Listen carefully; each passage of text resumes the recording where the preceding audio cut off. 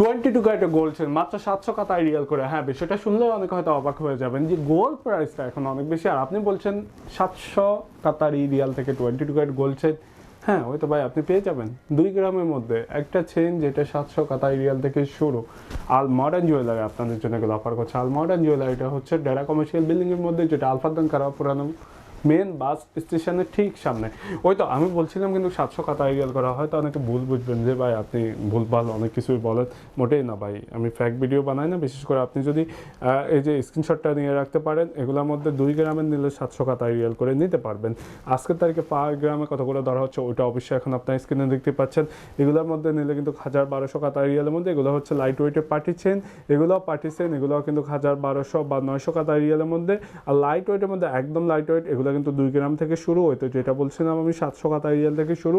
আর party chain পেয়ে যাবেন, এগুলো কিন্তু আপনার 8 গ্রাম 9 গ্রাম করে করে।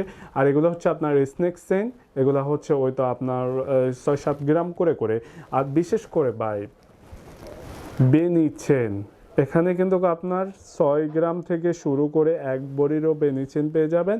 এগুলো হয়তো বর্তমান মূল্য হিসাবে আপনার 2000 কাতারি রিয়াল থেকে শুরু করে সর্বোচ্চ 4000 কাতারি রিয়াল করে।